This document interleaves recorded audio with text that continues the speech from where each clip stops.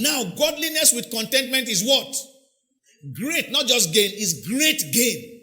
Why don't we teach contentment in the church?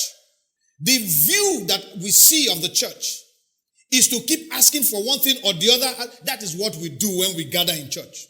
People are sad if they go to church and they need us to pray for one thing or the other that they want.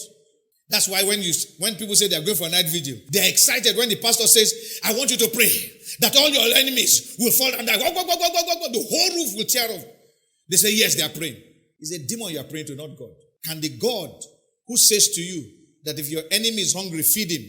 If he's thirsty, give him to drink. You think that God will answer the prayer that you are praying that an enemy should fall down and die?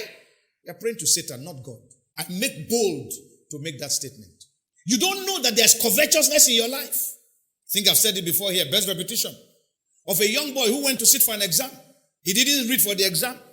Wrote rubbish in the exam hall. Then goes for a night vigil and sends a prayer request to the altar, asking the pastor to ask the church to pray that everything he wrote, which is not right, that God should make it right so that he will get an A in the exam.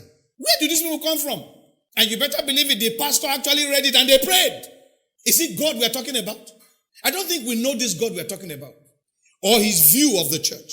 The church is the representative of God on the earth. If God is holy, the church is holy. Do you know that?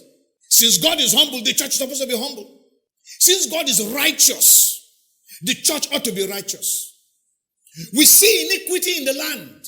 Christians are the first to support such iniquity.